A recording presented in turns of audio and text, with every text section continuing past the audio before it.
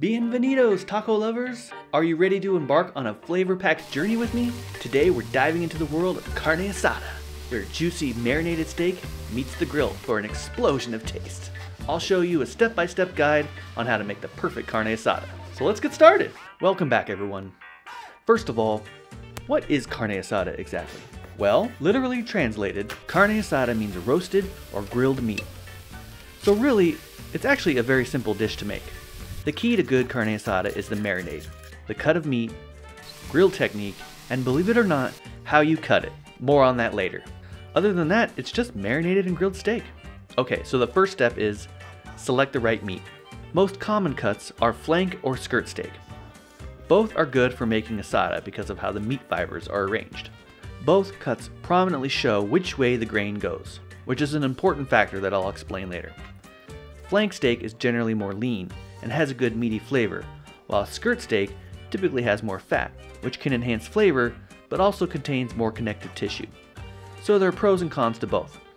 I have here a skirt steak because I feel it's more conducive to the grilling method used for Carne Asada, which I'll explain more in a bit, but it's also more traditional. If you have recommendations or good experiences with other cuts of meat, I'd love to hear about it. Drop me a line in the comments below. Okay, so the second step is to prepare the marinade. The key to a phenomenal Carne Asada starts with a robust marinade. I've selected just the right blend of spices, citrus, and herbs to infuse every bite with a tantalizing flavor. Most common or basic recipes for the marinade call for lime juice, jalapeño, garlic, cilantro, and maybe some olive oil. I'm going to start with that, but I'm going to enhance it with a trio of citrus, some cumin, Mexican oregano of course, my favorite, and some dried arbol chilies for an elevated, unique flavor profile. A bit of smoke and heat. I typically have a variety of dried chilies like guajillo, ancho, and arbol. Since guajillo and ancho are a bit larger, they don't really fit too well into the marinade and wouldn't be that effective. You could certainly chop them up, but I like to keep things simple, and arbol are nice and small and go right into the marinade as is. Mix all the ingredients together and add the meat to the marinade. You can either use a zip top bag or maybe a couple of baking dishes. I tried both of these methods. No matter which way you do it, it's best to give these a few turns in the marinade periodically, but it's not absolutely necessary. No matter what you use, one of the reasons marinades are effective on cuts of meat like this is surface area. Because these steaks are thin and flat, they have a lot more surface area for the marinade to adhere to.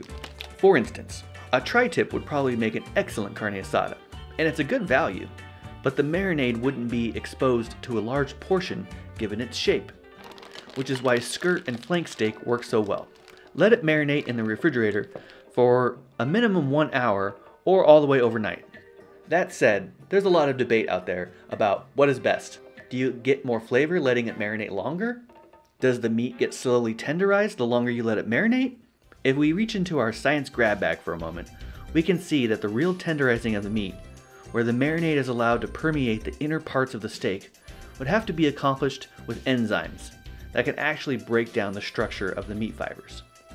But most common recipes don't use enzymes, typically just citrus or maybe some vinegar, which is chemically just an acid. So in reality, what we're doing is sort of scoring the surface of the meat with the acid, allowing the oil in the marinade to stick to the surface better, which in turn allows the marinade to adhere better overall. The longer you let it marinate, the better it will stick, but it won't penetrate to the middle of the steak. All that said, I'm also going to use some pineapple juice, which will not only add some sugar to aid the browning of the meat, resulting in that well-known dark char synonymous with Carne Asada, but because pineapple does contain enzymes, we're breaking down the meat ever so slightly, allowing for the marinade to be more effective. No matter what your marinade contains, allowing it to marinate as long as you can will still enhance the flavor. It's science! If you tried this recipe or have comments about marination, I'm always curious to hear what others are doing. Drop me a line in the comments below if you would please. Next step is fire up the grill and bring the heat. I like to grill with charcoal versus gas, so it infuses some smoky flavor. I've got these charcoal baskets, which help in the preheating of the coals, and this nifty gas starter, so I don't have to mess with stinky lighter fluid. So I'm going to let these sit for about 5 minutes so the coals can get started, and then I'll cut the gas. Give the coals another 20 to 30 minutes or so to get nice and hot.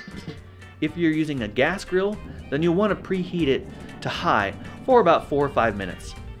I also made some carne asada using a cast iron skillet before the weather was conducive to barbecue activities, and they turned out pretty good as well.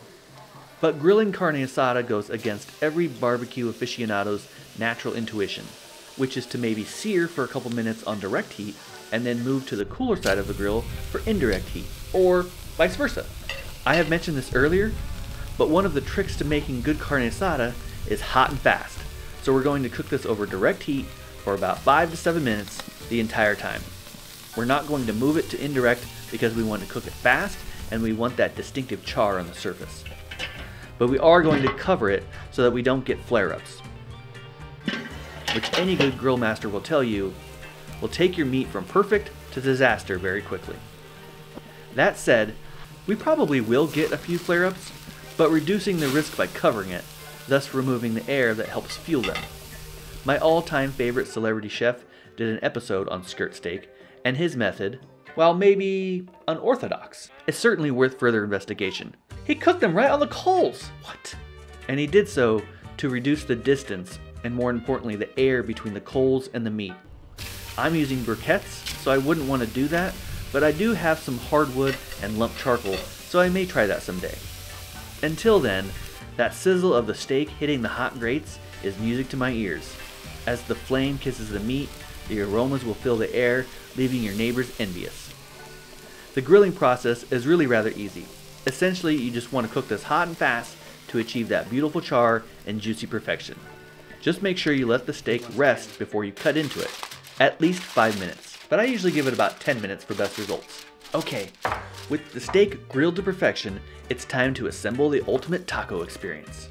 Tacos can be made with a variety of toppings, but carne asada tacos are traditionally served with guacamole, onions, and cilantro, and a splash of lime, of course. Simple, yet delicious. Also, corn tortillas are typically used, but I also like to use flour tortillas. To each their own. I also like to make a couple different salsas, so I fire roasted some tomatoes and peppers.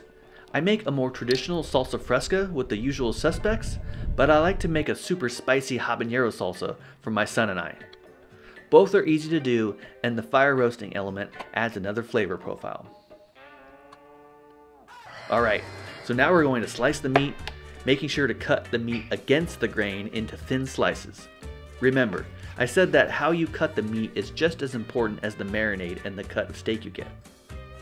If you cut with the grain, each bit will be too chewy for tacos.